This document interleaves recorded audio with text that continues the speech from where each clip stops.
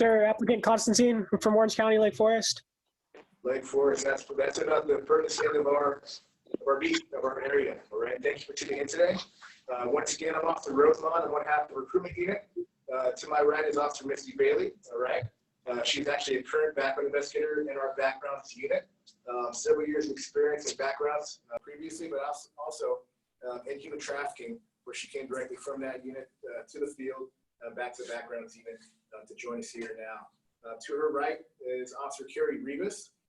Thank you both for joining us today. Officer Rivas just joined us from Southern Division, came all the way down here from Los Angeles. One thing about California Highway Patrol is that, yes, you have the option of working anywhere in California.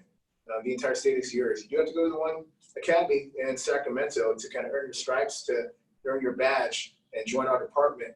But from there, once you put in your initial 1 year experience in the field, which is your probationary year, you can move on and transfer anywhere in California, anywhere your heart desires, or works out for you and your family. All the way at the far end, Officer Schultz, I'll let him introduce himself.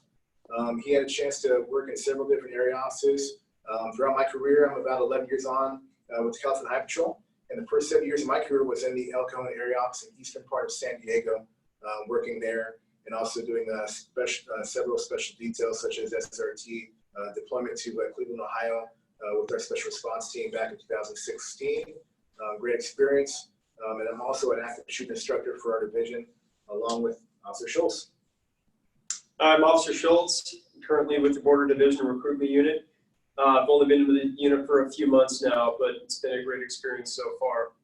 I spent my first 2 years of my career in central Los Angeles, where I broke in. I had a great experience there. I transferred to San Diego after LA and worked down here for about 6 years, and ended up moving up to Northern California, where I worked a small area in the mountains called Trinity River. I was there for about 1.5 years, and then I transferred to the Redding area office for a short time before transferring back down here, and been back here for about 3 years now. So we're calling San Diego home. All right. So let's kick things off here. You didn't come here to tune in to just hear about the recruitment unit and hear names and titles. You came for just information and insight about, more about our careers. So the focus here is today our special guests, both previously part of our Human Trafficking Task Force in different parts of the state, no doubt. They both started and grew up in different places in California, and they actually both wound up in the same location, the same unit, same position in different parts of the state. So it's a great way, a great idea to kind of talk to them about how they both got to where they wound up in the Human Trafficking Task Force and what drew them to that position. So I think possibly Misty here, I think you had some very recent experience with that, so maybe we can talk about what brought you to the Human Trafficking Task Force. Sure. I want to thank Officer Roseman and Officer Schultz for providing this opportunity with Carrie and I. think it's important to get that information out there, that there are many different facets within the Highway Patrol in terms of what you can do within the CHP. For me personally, I started with the California Highway Patrol much later than most of my colleagues. I was 33 years old when I entered into the academy. I had some prior experience. I was a math instructor, college math instructor. I was also a paramedic before I started with the department. And when I broke into South LA, I knew about 1 year later, being on patrol, that I wanted to venture out into something more involving more serious criminal investigation level type investigations. And so I went through a college course to learn about writing search warrants, and I started to show my interest in working criminal investigation cases outside of what Highway Patrol officers, normally do in investigating driving under the influence. And some areas they do investigate their own domestic violence cases, in some areas they don't. So just kind of go on hands-on experience with that. And then at some point in 2007, I took a trip to Thailand. And I learned while in Thailand, they have signs that are posted, advertising signs that talk about stop child sex trafficking. And I didn't know what that was about. I didn't really have any exposure to that. And so I had asked friends that I was visiting, what is that about? And they explained it to me. And I was pretty appalled and astonished that there are people in various countries that do travel to Thailand to purchase children for sex. And I knew then that this was something that I was going to be very passionate about and stopping, and I wanted to be a part of, if not within the California Highway Patrol, but definitely a law enforcement agency that was doing something to enforce that. And so in the meantime, while I came back to the United States, I spent some time learning about child sex trafficking. Most of the material that I read and I learned from was from the Polaris Project. And then I started to, learn about what California was doing, how it was a very prevalent problem in the United States, and basically what the Attorney General at the time, Kamala Harris, was doing to stop perpetrators from committing human trafficking. And then in the meantime, I ended up transferring down to San Diego. Showed still more interest in working in criminal investigations, and was offered a temporary assignment in the Special Investigations Unit, where you do more felony follow-up, but still, end up presenting cases to the District Attorney's Office, writing search warrants. And so I was trained by some of the best investigators in San Diego, and they really helped me lay that foundation for the next assignment that I entered into, which was the Human Trafficking Task Force. And that ended up taking place in 2013. I was assigned to the FBI Innocence Loss Task Force. I had my opportunity to catch perpetrators of this crime, mainly assigned to handling, child sex trafficking cases and some adult trafficking cases. And it was just a wealth of experience that I'll never forget. Built really strong relationships with different law enforcement agencies, San Diego PD, San Diego Sheriff, National City, Escondido, Orange County, just all over, that were really trying to apprehend these criminals and stopping this crime. And so, I'm just very, very blessed to have done that, in addition to the background work that I've done. Yeah, so a few things you touched on there is that you worked not just in San Diego, but Orange County, and with the, in addition to other states and other regions as well. That's very interesting because a lot of people tend to think that crime is so local. That is one crime in particular, just like cargo theft and addiction, cargo theft, that tends to navigate and flow throughout different states that are nearby, such as Arizona, Nevada, California. We all have different task forces from what I've seen that have the same focus to stop and curb that crime and try to help out those victims. And during her time working in those different areas, I'm sure she came across the team that Officer Rivas was working with as well when she was a little further north in her history of her past. My head keeps saying south, but I forget I'm north of you guys. No, we're the center of the world. Sorry, yeah, you're joining our world. Border is the center of the world. Write that down. That's the answer to one of the questions on the. So maybe you could talk about your experience as well. Yeah, so again, my name is Officer Carrie Rivas, and I actually came from Southern Division, which is LA County, and I just transferred down here to Border Division on March 1st, so I'm new to San Diego County. But I also came on as a police officer later in life when I was 29 years old and had a career in the social work field before I became a police officer. So I worked with a lot of victims of sex crimes and child victims of sexual abuse. So it was always an interest of mine to help these children, get a better life through foster care and to take them out of that toxic situation where they were going through that abuse. So when I became a cop, I still had a lot of social work friends, and a lot of my friends were getting into human trafficking. That's when it started getting real popular. Maria Shriver, who's the wife of Arnold Schwarzenegger, was very into human trafficking. It's actually implemented training for the CHP officers back in 2009. So I got some of my friends in human trafficking, and we would actually put on trainings for the CHP officer, for all CHP officers. That way they knew if they did a traffic stop, what it would look like if you were looking at a pimp or a commercial sex worker, or maybe a child that, the situation didn't look right. I also got my opportunity after a few years of patrol to get into, dabble into other things like public information officer, recruiter, And then I went into what we call ISU, which is Investigative Services Unit, and I got into what was called SSP, which is General Crime. So at the area office, the officers will handle DUIs, tickets, crashes, and when something comes out of a larger nature that maybe they can't handle, it goes into our detective unit. And we have the resources to handle it. We write the search warrants, we can do surveillance, we dress in plain clothes, we don't look like police officers. So I did that for a year, and then LA County Sheriff Department got together and they formed a Human Trafficking Task Force, and they asked the CHP to join. So I applied for the spot and I got it. So that was back in 2016. So I was able to do 3 years on the task force, and our second home was Compton, Lancaster, just, you know, the places were well-known blades. And if you don't know what a blade is, it's where Johns, you might say, would go to find the sex workers. There are some very prominent blades in LA County, and that's where you're living, like at 2 o'clock in the morning, because pimps and, you know, commercial sex workers, they don't work 8 to 5, they work at 10 p.m., 2 a.m. So you get called out, you get a lot of sleep interrupted, you gotta have everything ready to go, and you have to respond. You can't use anything as an excuse, because as a team, you have to work together. And we would just respond to calls with victims in hospitals.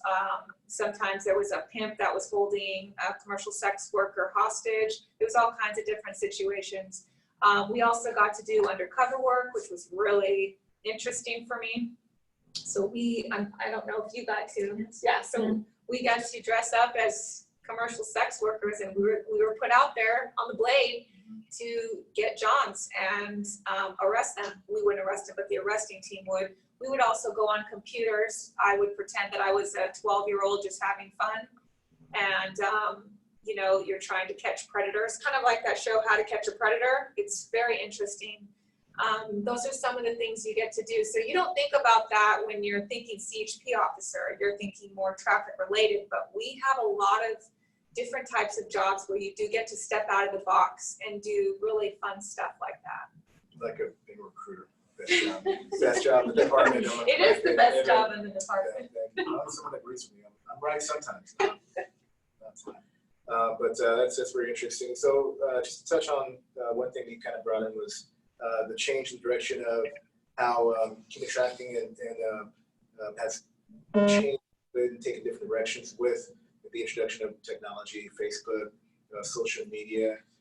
You know, how much has that added to a normal workload for you both, and just the type of interactions you had with those investigations?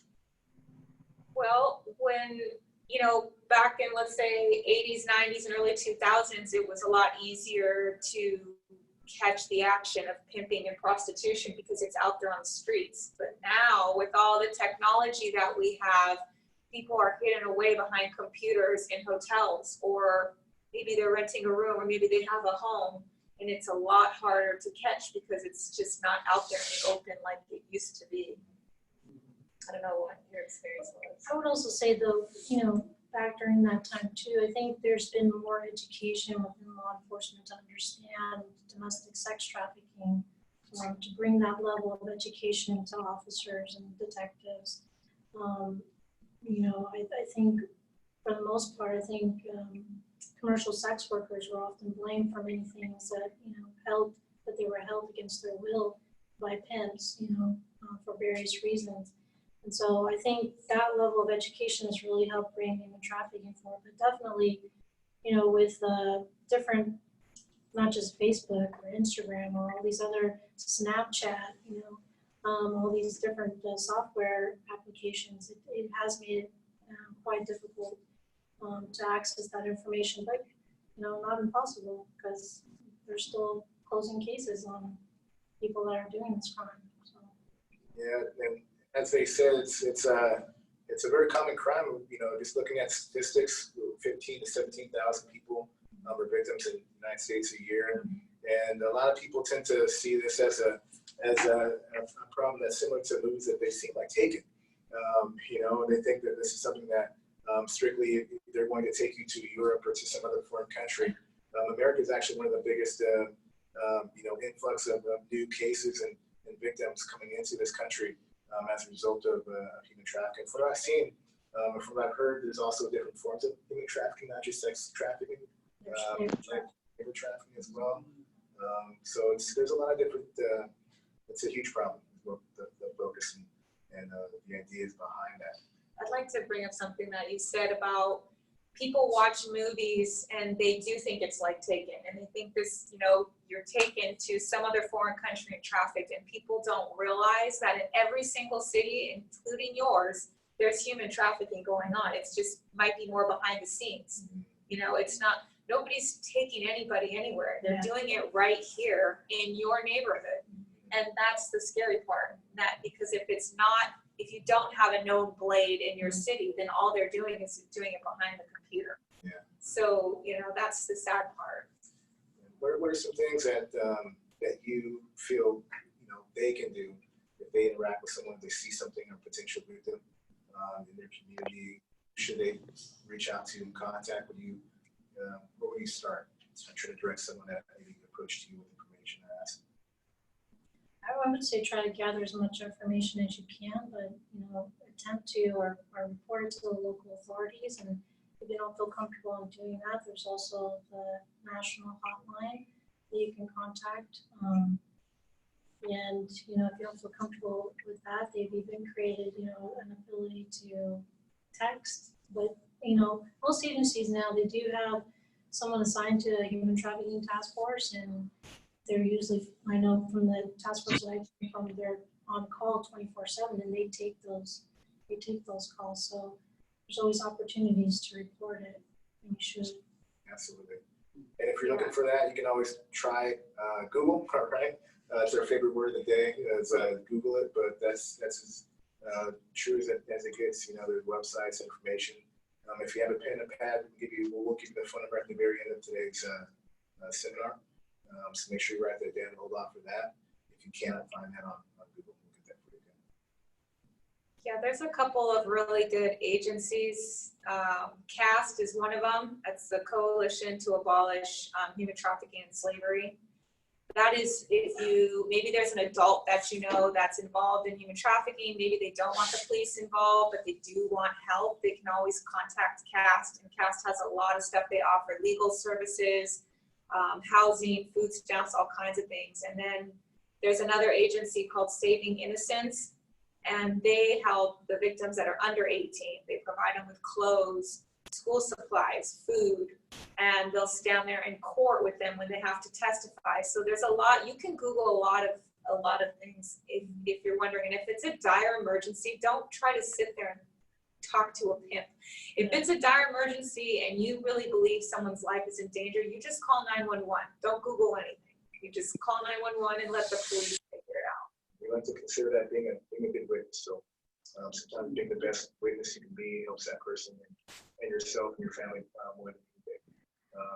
Now, great experience, great info. Like I said, we have a phone number here for you for that, but we'll touch on that. Actually, we'll jump into that now. If you have a pen, we'll write this down, please. Phone number for the national line is 888-373-7888. They're whispering that because they got it memorized because they know that number very well. Once again, 888-373-7888. All right. Now, both of these officers to my right, very good at what they've done. All right. They both earned their position. They came from two different backgrounds, growing up in different parts of the state, and found a way to the same kind of position because they had the same interests. And that will be you too. Okay. Just a quick turn of direction here. How long? I'll start with two questions here. How long did it take you to earn a position in your career in one of those units? And also, how many years were you actually in the field in the first part of your career? How long were you in the field before you were able to transition from a field enforcement officer into an officer in a specified unit, whether it was anything else? I was in the field for about 7 years, and then in 2013, so I came on in 2006, so another 7 years. It took me 7 years to actually get the assignment that I was hoping to get eventually, and that was in 2013 for the Human Trafficking Task Force. And then, so you're saying that wasn't overnight, like the application process for us? It wasn't overnight. It was something I really did have to put forth effort. Yeah. A lot of things in life, especially in these types of government and federal and state jobs and law enforcement, it takes a bit of time to kind of earn a position as a hiree going through the hiring process. Our hiring process, once again, is about 8 to 14 months. But once you're actually on as an officer and through academy and training in the field, it's no guarantee, it's no just given. You still have to work for other advancements in your career. Your first couple of years in this position as a field officer is like you're running a resume, right? Showing you have what it takes to take on more responsibility. So whether it's 6 months, a year, 2 years, that's your time to show you got what it takes. At a minimum, usually it's about 2 years, more or less, to be in position for an advancement. How about you, Officer Rivas? What was the time frame to get into that unit? So I broke in at the Baldwin Park office, and after about 2.5 years, the public information officer spot became available. And it's kind of funny, but the patrol officers thought that I would be a good candidate for that, and they came up to me and they told me, "No one's going to apply for it. We think you should get it." I was like, wow, I felt really honored. So I applied for it and nobody else did. So I got the spot. That's an easier thing to do. But if you want the really good spots in the California Highway Patrol, you have to have a history of having a good reputation. That's what's going to get you the spots. You've got to be a hard worker.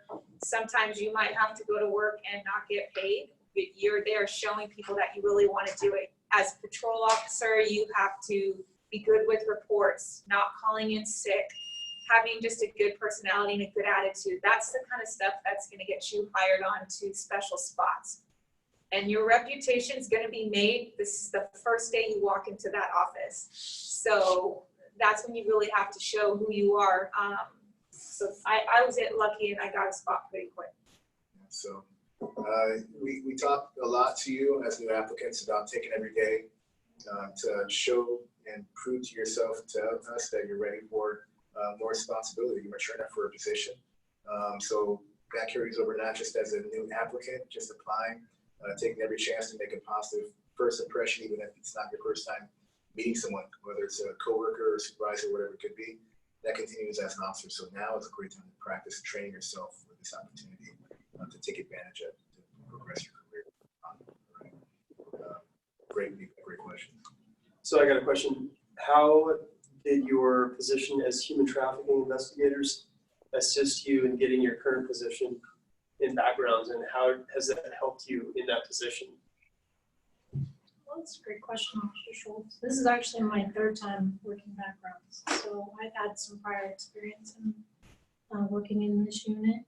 I would say that my experience in working, human trafficking cases, it's questions that lead you to other questions. It's your sort of your feeling of maybe something doesn't sound right, and so you push forward more to gather information. I would say that that's probably allowed more of an opportunity to really trust your instincts in that regard.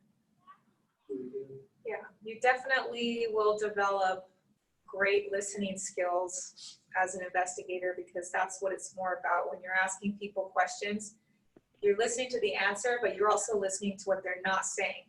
And there's a lot of methods that you acquire by having experience in investigations. And so coming into backgrounds, it's very helpful. Very good. And then one question that I think everyone tends to get, whether you're in uniform or at a barbecue on your days off, is stories. Everyone wants to hear stories. Your friends, your family, people you just meet. Your police officer. Everyone's kind of interested in a funny or interesting or just a memorable story from their career. Is there anything that either one of you can think of that you remember? Man, either this is why I love this job, or this is just some really funny experience I have to tell somebody about it. I've been waiting for Officer Rosemont to get me on TV. I think you get yourself in situations that when you become a police officer, you have this idea in your head of what you're going to do. But I remember when I was new, I was still in training. I think I only had 2 months on. I'm on graveyards, and I get a call that there's chickens on the freeway. I'm like, well, what am I supposed to do about that? And so my field training officer is like, go, you're going to need to get the chickens off. And I'm thinking, how? So I run a break, which is like a round robin and stops traffic. And so everybody's watching you. And I literally was running around the freeway trying to catch these chickens. And of course, my field training officer was just having a ball. And thank God cell phone video didn't really exist back then, because I'm sure it would have been on YouTube. But you don't think about that kind of funny stuff. And that's kind of the weird things that happen when you get on this job. I never caught the chicken, and then my FTO goes out there and catches it within 10 seconds. So I got probably a 0 on my rating that day. But those are the kind of things you look back on and you kind of laugh at yourself. Like, I'm literally in uniform on a freeway chasing chickens. So, And getting paid for it. and getting paid for it, yeah. This was my dream. Right. Well, kind of sticking on that note, I think, you know, with chasing animals, that brought up an experience that I had on my own. I was already off a break-in, and I remember being on the transition from the 105 to the 710. Somebody called in a Chihuahua. And in Southern Division, in the area that I worked in South LA, Chihuahuas running rampant on the freeways, which is very common. And so I thought, no, there's no Chihuahua. But I went out there to check my beat, and sure enough, there was this Chihuahua on the, like, near the center divider, and I'm like, oh my God, there it is. And so I went to try to get it, and I had traffic stop behind me, and it took off. So I was like, I'm gonna chase after it too, and I never caught the Chihuahua. It disappeared into the bushes somewhere, and you know, that was it. That was the end of the call. But yeah, a lot of chasing dogs and cats and all sorts of other things. Well, we got about 10, maybe 15 minutes left here. Thank you all for tuning in. We'd love to take some questions from you. Right? We'd love some interaction. We've been kind of directing the conversation a little bit, but now let's let you direct the conversation where it goes. If you have a question, like I said, by all means, just say sir or ma'am, all right? Identify yourself as applicant, your last name, or if you're currently in the academy as a cadet, your last name. You know how to ask those questions, and then sound off. Anything you want to know about, whether it's being a woman in this department, going in through the academy as a female officer, female cadet, female applicant, or just something you want to know more about their current position as backgrounds or previous positions as information officers, human trafficking, or field enforcement officers. Feel free to sound off and engage us a little bit. I got a question. Go right ahead, sir. Just speak up for us if you can. Applicant Gonzalez. Good. How you guys doing? So as far as the academy, what can we expect going into the academy, and also having a military background applying for this CHP?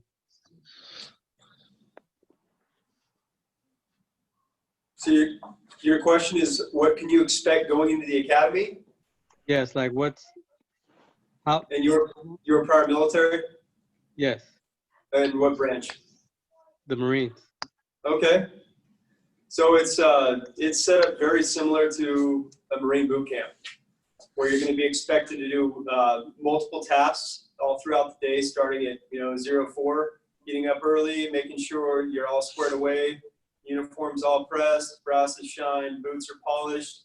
You're going to be expected to be lined up early for PT by 05. You're going to have a very rigorous floor session, and I assure you, no matter what shape you're in, you're not going to be able to keep up with the instructors, period. That's just facts. It's very strenuous.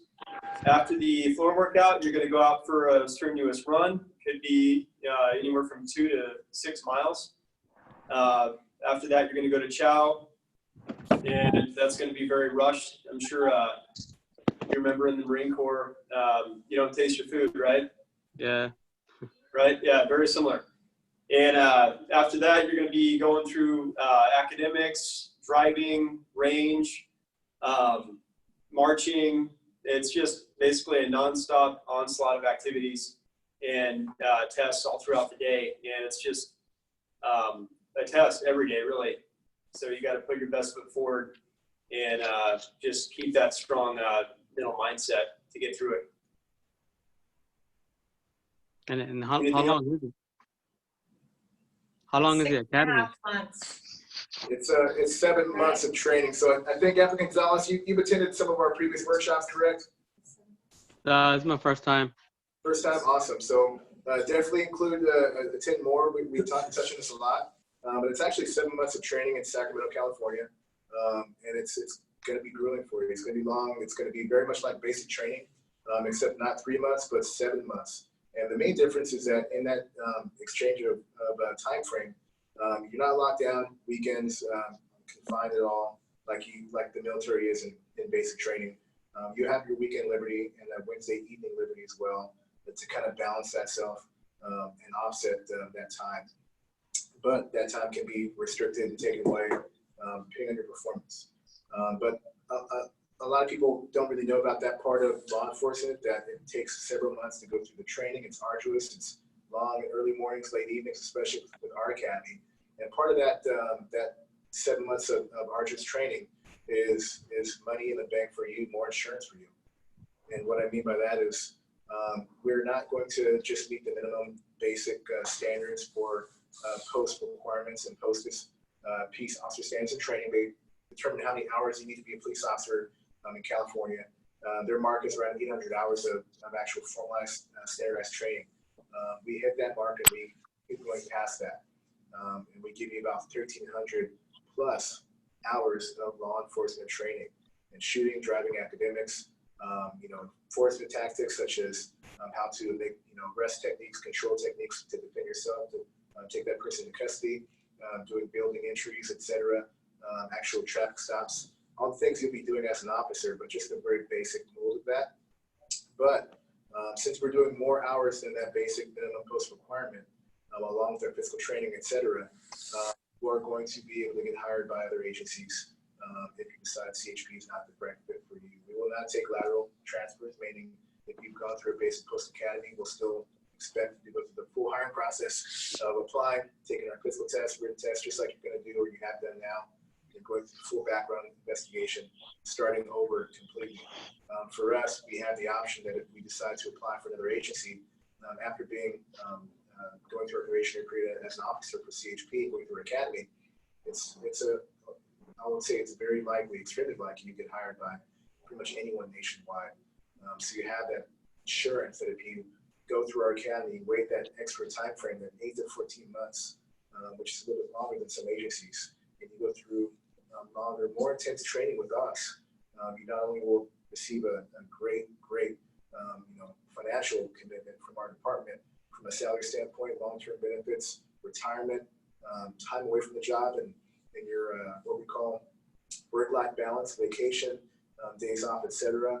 But if you don't like working for the CHP in any fashion, you can leave. We're not going to expect you to pay us back for that training. It's not a loan. It's given to you with the commitment that you will be using it for us, and we'll pay you as a trainee, as a cadet in the academy.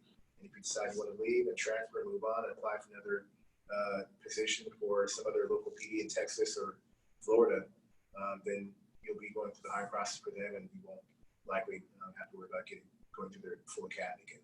And that's what they consider a lateral. All right.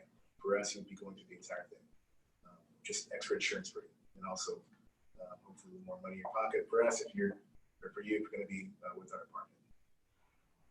Great question. Next question. Good afternoon, gentlemen. Sorry, go ahead. Good afternoon, ladies and gentlemen. I got a question for you. Can you hear me all right? We got you. All right. I as well am a Marine. I'm active duty. I got a question. So what can I do to better myself on paper? So I know that that's all they look at is you on paper. They don't care about what they see in the field. They look at you on paper. What can I do to better myself on paper? Well, it's very much different than, so that's, I'll kind of formulate your question to more in tune with what we actually do. Some people tend to think that it is just paper that we're looking at. In actuality, during the hiring process, you will be brought in and you'll meet the background investigator if you actually do qualify for backgrounds, meaning you pass your physical test and you pass that paper written test, all right, to qualify for the next phase, which is backgrounds. From that initial PAT written exam, you move on to the next phase, and hopefully it's a FaceTime with an actual investigator to talk about who you are, what you're about, get an actual full picture, or fill in that picture more with not just the paper, but also who you are as a person in conjunction with that.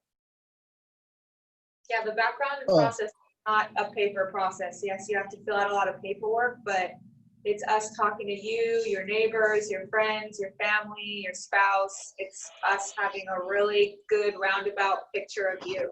So we're not just looking at a paper and saying, wow, he looks good, let's pass him through. That's not what's going to happen. So in essence, it's not about looking good on paper. It's more about having integrity. And, you know, that's the only way you're going to be passing the background process. Yeah, and part of that is also, like she mentioned, not just looking good on paper, but also looking good in person, carrying yourself well, speaking confidence, dressing the part, looking like someone who's ready for a career. You're not just looking for a job, not showing up, meeting us or meeting them, or even showing up your testing with, you know, no tie or shirt undone or wrinkles all over, or cat hair, you know, all over themselves, whatever. You know, come looking like someone who's ready for a full career, like you on your best day, not on your I just woke up at bed. You know, COVID woke up at 11 a.m. day. We get it, but now that's where you should be focusing attention. Yeah, no one. So I got a question. Do you guys offer fast track for outside applicants, like out of state applicants? My name's Mohammed. I'm from Minnesota. So do you guys offer fast track? So just remember the format. You remember the format before you ask a question, sir?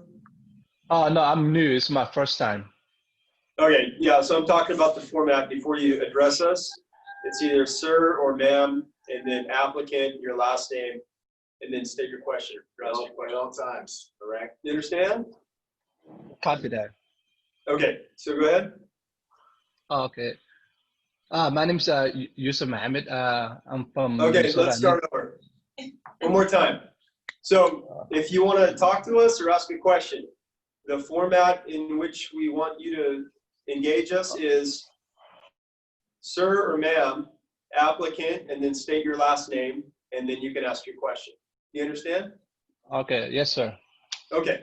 All right. Sir, I got a question. So my name's Yusuf. Next question. Next question. Just Next question. Okay, go ahead. Let's see if we can get somebody to do it right. Sir, applicant Calderon here. Sir, applicant Calderon. Next question. Sir, applicant Calderon, can you guys hear me? Yes. Yes, sir. Go ahead. Due to the COVID-19 here, I got an email last week about, you know, our scheduled June 13 PAT and, you know, the physical and written test being postponed. Is there any kind of near date that you guys have in mind, or, you know, or have an idea when how long this can take? Yeah, well, I think asking how long it's going to take is kind of asking, might as well ask the man above. No one knows right now, but in general, we're focused on letting you know that if you have applied, which you did, that's why you received that email, you will not have to reapply at this time to participate in our next testing. We're already locked in. You'll just be rescheduled to that new test date. The next test date that we currently have on calendar is October, all right, in middle October, 13th and 14th. Expect that to be a 2 or 3 day testing process for us, and that's what you can expect in the near future. If something does change, we will be definitely the first ones to notify you what's going on and notify you the exact date. But that's the date you can look forward to right now. Write that down in pencils, dark pencil, not pen, not locked in. That's going to be the confirmed date for you and your group, okay? But we're doing the best we can. I think we all are. To try and mitigate and work our way through this time. Just like you, we all have to just roll with the punches. But thank you for asking, because that's a perfect question to ask for someone in the current situation right now. Great question. Thank you. Any of our female applicants have any questions at all? Yes, sir. Applicant Cordero. I actually have a question for Officer Rivas. I just wanted to know, say I do pass the background phase and I pass the academy and I'm out on the field in my first probationary year. What recommendations do you have as far as making myself more appealing for selection for the Human Trafficking Division? Would you recommend perhaps furthering my education or any volunteer work or anything along those lines? Is there any kind of recommendation? I think for you and for everyone else watching, the first year of probation should be solely focused on patrol work and what you're doing in patrol work.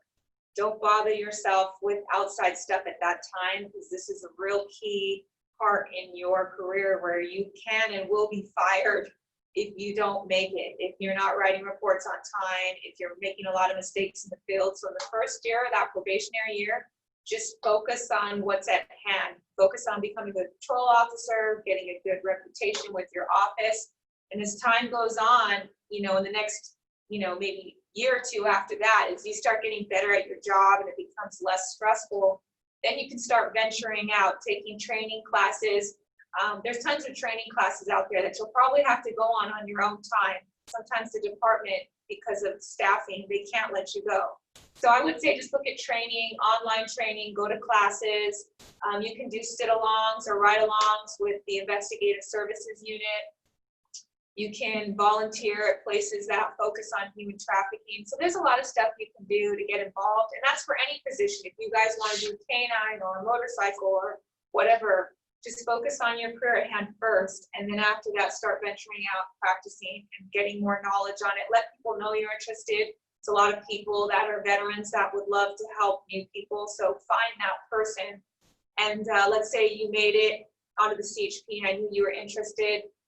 After a few years, I would probably connect you with some people to talk to and stuff like that. So that's probably the best advice I could give.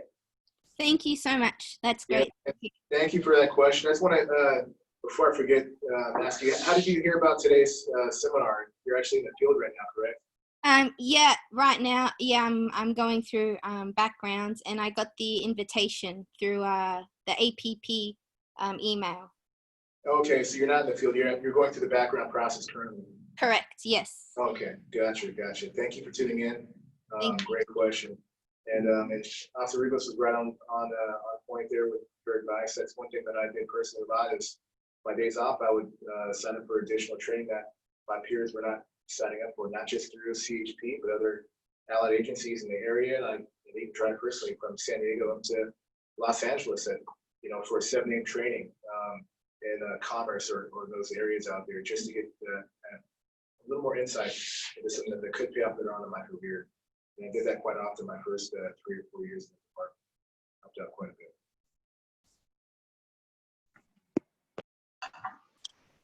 Sir, I have a question. And actually, since we're touching on that, Officer Bailey, was there anything that maybe you feel like helped you out in your early part of your career? You're like, I'm glad I did this, or I wish I would have done maybe in CED, when I was a young officer, maybe to kind of help me along the way, get there faster. Or I'm glad I did this kind of, Well, I'm actually, just to reiterate what Officer Rivas said, I definitely focus on first, year to 2 years on the job, because there's a lot that you're learning and very fast. Maybe officers out there make it look simple. Maybe you have a perception, but what, different type of perception of what California Highway Patrol officers do out in the field. But there is a lot that you have to learn, and if you learn what you need to do in the first 3 years, and then later on start to focus on other aspects that you want to venture into, that's going to be very beneficial to you. Just like what Officer Roseman said, I did the same thing, just because I was curious and interested, putting yourself through investigative level courses outside of what the department can offer you at the time. It's always beneficial. And you just never know how it's going to turn out. I hope that it's something, in your future, but sometimes you just don't know. And another officer has said in the past, everything happens for a reason. So I wouldn't have changed anything. I don't think that I could have gotten there any faster. There's a lot of things that I did for the department, and I think, just be an overall very good team player, help your coworkers out when you get on into the field, because we rely on each other out there. We need more good officers, and just work really hard and pay attention to what your supervisors are saying. That's all very important. Any other female applicants that have other questions relative to, since we have these two Wilsonologists here, and Officer Rivas and Officer Bailey?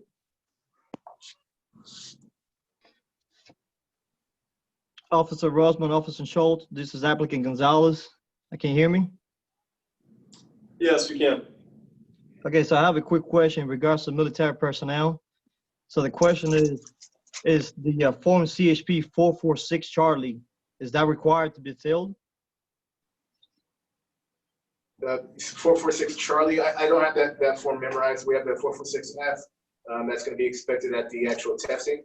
Anything outside of that is going to be part of the background process. We have the two forms that you can go with during the first week of testing. All right, this is for everyone, so you can all write this down. We have the CHP 446F. F for Frank, if you can hear me. All right, that's one form. That's your arrest and citation questionnaire. That is actually one of the first forms that our background unit will see when they come across your packet there before they start to collect more information from you.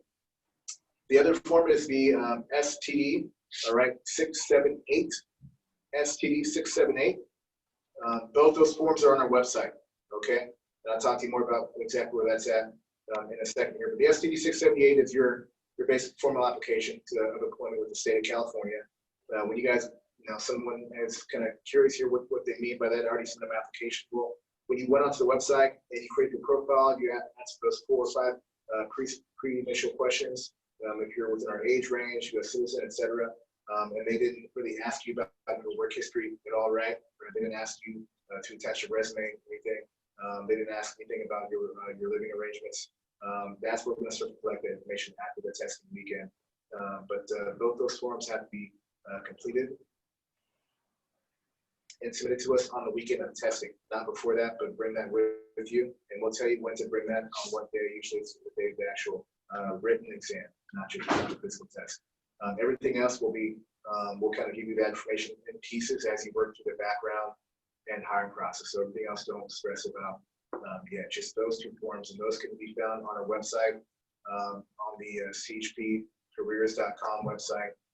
If you click on the link that says become an officer, when you go there, you'll see a link if you're on a desktop computer on the right side of the screen that says forms. It should say that somewhere near the bottom or the middle on the right side of your desktop. Not on your cell phone, you won't see it there. All right. On the desktop, you can just find one and use that and check out those forms and see what we talked about and start to review that so that you have the time to not make mistakes on that before the time you get that. Okay. Now, if you go to the desktop and now you're seeing that the link is on the left side of the screen, not the right side, don't worry. Okay, all it means is that our tech guys and headquarters in Sacramento decided to move from the right side to the left side. Don't call us and encourage me a lot of stuff. Things change, all right, but that's the information we need. Officer Rosman, this is applicant Gonzalez. Thank you for the information. So I have another quick question really quick before. Let's give someone else a chance. Gonzalez here, stand by for a second, all right? Copy. Ma'am, applicant Hernandez, this is pertaining to Officer Bailey and Rivas, both of you. Do you two work several cases at the same time for trafficking, or is it solely one case at a time until you guys finish them, or how does that work? From my experience, I worked in multiple sex trafficking cases at a time, so that's how prevalent the problem is in San Diego and throughout other areas. And often we were required to be on call, so 2 times out of every month, so 24/7. And so during those periods, you would get how we pick up that case, you'd be working that case. So assigned to other leads, you would have to do. So to answer your question, yes, you'd have to work multiple cases at one time, and you know, there's a lot of work, a lot of sleepless nights. Yeah. So you could have a case that maybe a victim comes forward, so it's not an extreme emergency situation. You can take your time. She's in a safe place now, and you can take your time to solve the case and build it. And then you'll be on call, and you'll get a case in the now. Like, this pimp is holding up with this commercial sex worker, and you got to do it now. And now then you might have maybe computer cases where, hey, we're going to do a sting operation, and you're in charge of it. And so there's a lot of multi cases and different types of cases that you'll have. I know we didn't get too many cases because of the amount of work that went into each of them. I don't know if you guys did. Yeah, well, we didn't, thank God. But yeah, it's a lot of sleepless nights because your victims are also calling you at night because, again, that's when they're up at 2 a.m. You know, maybe they just want to call you to feel real reassured that you're still there for them and stuff. And, you know, you can't miss that call, because if you miss that call, now when you need her for court, she may not be there for you. You have to build rapport with your victim. So it's a lot of work, and it was well worth it. But it's definitely a lot of work.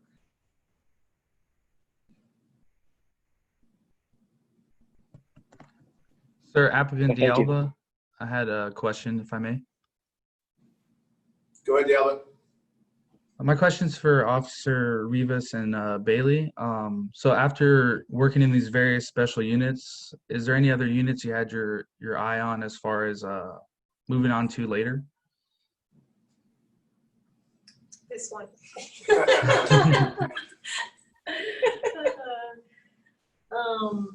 can I answer that politically? So, you know, in all honesty, I think, You ask them that while their boss is watching behind right, the screen. right, exactly. They're happy where they're at right Right, now. All right, we'll leave that right there with all due respect. So Officer Rivas just joined our background unit. Officer Bailey just joined rejoined about a year ago, I'd say. I think in 2018, so it's been 2 years. March. March, Yeah. So just know that they're all happy to be here. Okay. Since the boss is watching right here. All right. But it is a good question to ask. There's a lot of different things you can do with the CHP. You know, if you have a chance to, we're going to be hosting a hiring orientation in the near future. I believe that's going to be going on next Saturday, I believe. Not this Saturday, but the weekend after on early June. So definitely tune in. You will receive an invitation for that, just like we received it for the Zoom presentation and orientation tonight, the Coffee with the Recruiter. This will be a hiring orientation where we have a chance to really break down so many other positions within CHP that you won't really see about. You won't really have a chance to see on the website because there's some information on there, but some things they can't describe about unaffiliated positions that you can't see their faces, etc. And other things we just wouldn't really know about unless we talk to an officer like myself or Officer Schultz. So if you have questions like that, or you have questions about the hiring process or about you know, forms to fill out, etc., write those down and bring those with you to that presentation. We love answering that stuff and getting you information. Now, if there's information that you can look for yourself on the website and start doing now and answer those questions for you, then we're going to give you a bit of grief about that. If you're asking us about what the starting salary is, where can you find that at? Pretty clear. There's no reason to kind of waste time on easy layup questions you can look up for yourself. If you have that much ounce of interest in something you really want, you can research. If you get ready to buy a new TV, some Samsung, some 50, 60 inch, 70 inch TV, I guarantee you're gonna be doing some research about the price and how much, what the specs are and all the info behind it, how to have it delivered, where it's gonna be mounted, what kind of mount you need, all that stuff. If this is a career you want, you can start to research that with the same level of interest too. Okay, guys? But we love taking questions, but make sure these are things that you cannot find out on your own. Okay? That was a good question. Thanks, sir. Sir, applicant Guzman, I have a question. Yes, sir. What are some common disqualifiers during the background process? Well, honesty is one of them. Being dishonest during the process is probably one of the main reasons why people get disqualified during the background process. Sometimes it's involving drug use. What else, Carrie?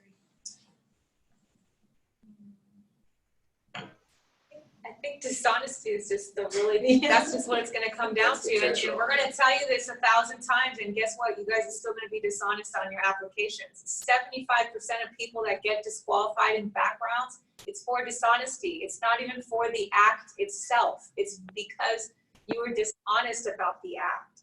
So we kind of scratch our heads sometimes, like, why did he just, or why did she just say that?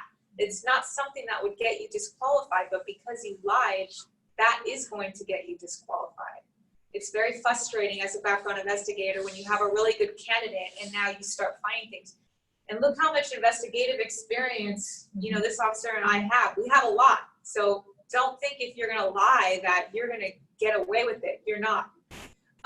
So that's just the biggest thing. Just be honest, because even if you are disqualified for whatever act you did, if you are not dishonest, maybe you just have to wait 6 months to a year, and then, you know what, we'll be good with it.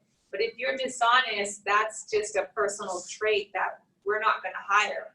So that's the biggest issue. Just be honest with your background investigator. Over divulge. Let that background investigator be the one to tell you, I don't need that, or I don't need that, versus, hey, I did your background and I found this, this, and this. Now that's going to be a problem. Character, and integrity, and judgment are huge with our department, amongst other things. But those are things that you have to bring to the table with you. You can't train you on. I really can't.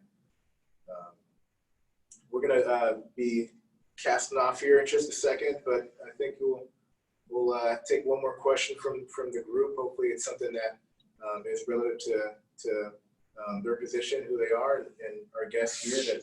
That you can't ask us when they're not here. All right. We'd love to kind of get one more question from the group here. Ma'am, applicant Solorio. I have a question for Officer Bailey. I was interested in what kind of training that you went through when you joined the investigation unit. You mentioned that you worked 7 years prior and you went to Thailand and that's where you were influenced. Now, 7 years prior, did they kind of influence the same training that you learned in the field, or did you take an entire different training course when you entered the investigation process? When I started to learn about sex trafficking, I put myself through some courses to understand what that was about and how prevalent it was. The department did do, and I think Officer Rivas did mention it, sometime in 2009, I remember it coming out because I was in San Diego. And there was discussion about human trafficking, and mainly the focus was on the border. But what I had been learning was that it was a very prevalent problem throughout the United States, and that more information was getting out as to how significant the problem was. And so my hope eventually down the road was, you know, maybe the department would open up an opportunity to allow an officer or officers to work cases similar to that, or to work human trafficking cases. And Border Division was one of the first divisions that took that chance and did that. Thank you.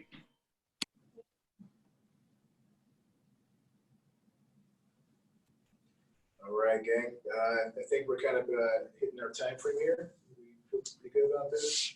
I think so. Okay. Hopefully you got some really good information from Officer Rivas and Officer Bailey. And you can see there are several other opportunities on this job, like we talked about earlier, that you'd never see on the website. So hopefully that's a motivating factor for you to know that there's a lot of other opportunities out there. All you got to do is get out there and work hard and earn those opportunities.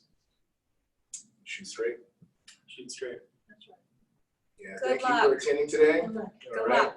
Like I said, we are going to continue several of our Zoom interactive series with you. This was the first of many women in law enforcement focused seminars and coffee with a recruiter. All right, we'll have more in the future here.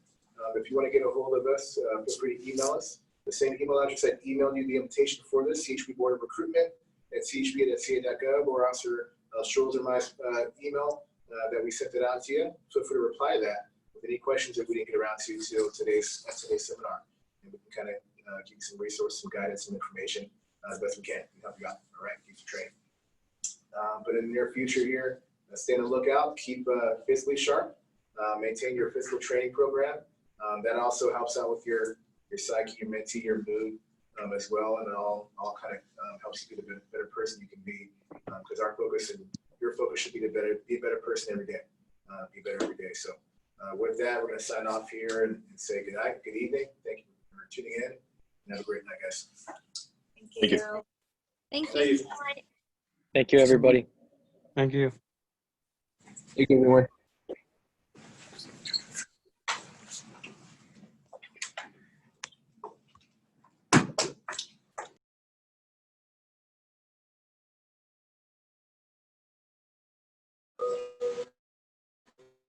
Thank you.